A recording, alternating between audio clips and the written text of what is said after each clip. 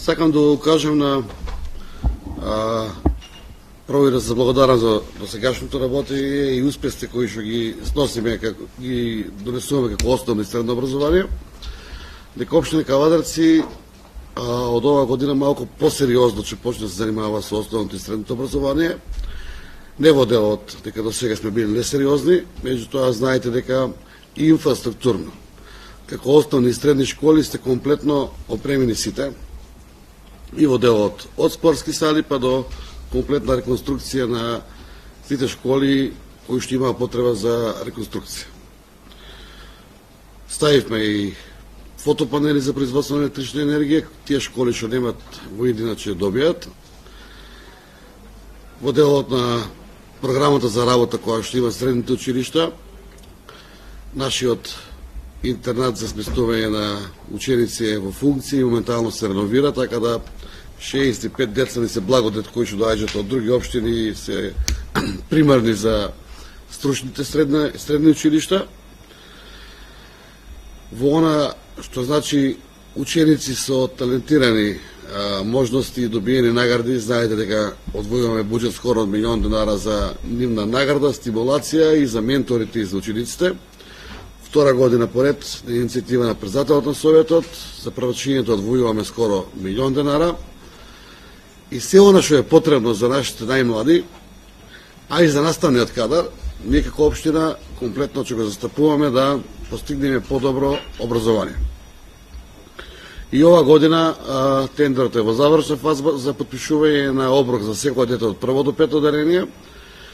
Мислам дека од 1 октомври ќе почнеме со доделување на храна. Меѓутоа, во стручност, компетентност и во работењето на наставниот кадар имате комплетна одговорност и комплетна и заслуга за секој училиште поединечно. Нема да се именуваме поединечно. Јас сакам да постои надпревар меѓу сите училишта од страна на менаџерскиот тим за нивните успеси и за нивните цели кои ќе се постигнати. Имате обврска заедно со раководителот за сектор за образование од општина Кавадарци, Јасминка Чулева, за 10 дена да ни дадете комплетен план за доградба на училници. Станува збор, ми се чини дека за 4 основни училишта. Нема да отстапам од замислата да од наредниот 1 септември сите училишта одат само во прва смена.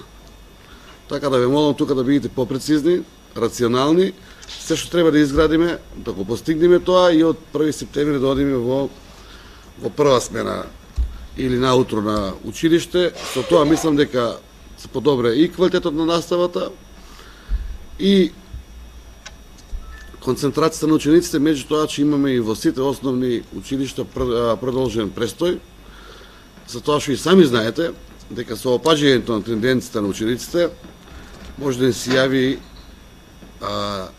суфицит на наставници и тие наставници ние мора да најдеме соодветен начин за да ги на некој начин вклопиме во наставата. Замислата е да се оде во прва смена, замислата е учениците да си одат дома без ташна и без тетрадка, домашните да ги пишуваат на училиштата, заедно со нивните оделенски или други наставници. И како менаџерски тим ќе имате малку повеќе обврска да тоа ние го спроведиме. Во делот на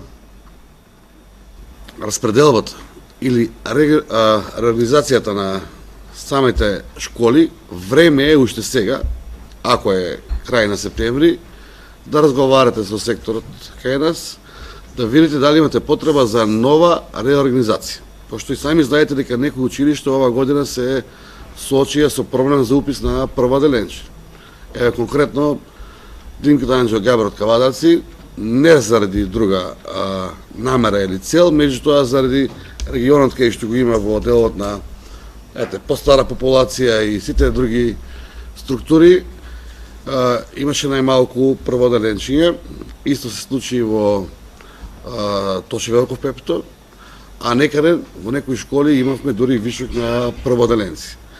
Да се гледате добро таа анализа, за сите школи равноправно да може да функционират, а пред се школите да ги нудат истите услови како што ги нуди било која школа.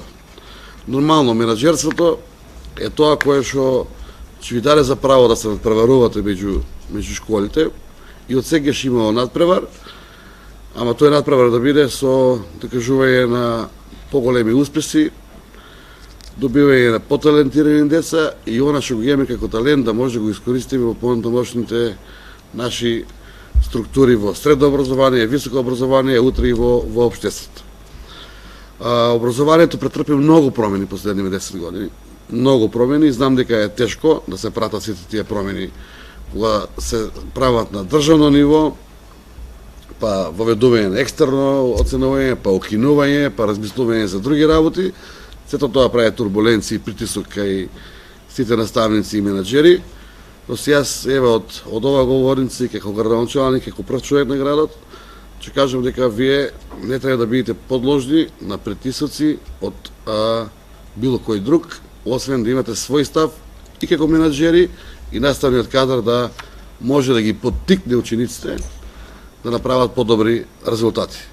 Како град и како општина сега сме ваделе талентирани ученици, имаме доста наши талентирани деца, сега веќе возрастни луѓе, можеби пензионирани, кои што значат нешто у државата и очекувам да се движиме во тој правец, така да молам за поинтензивна комуникација со секторот за образование и поинтензивна комуникација во делот со училишните совети, колективот, за тоа што менаџирањето е тоа кое што само ни дава за право да организираме, а успехот на крајот е заеднички и ќе го постигнеме ако имаме колектив добар.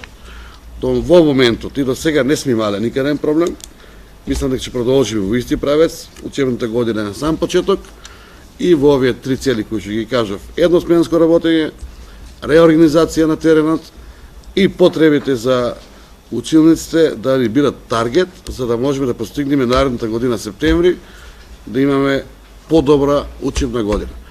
Имам идеи кои што сакам да ги спроведам понатаки за подобро образование, она што е на ниво на општина, за поквалитетно образование и сето ова што го правиме во делот на инфраструктурата на општина Кавадаци. Не го правиме за никој друг, токму за тие дечиња од основно и средно образование.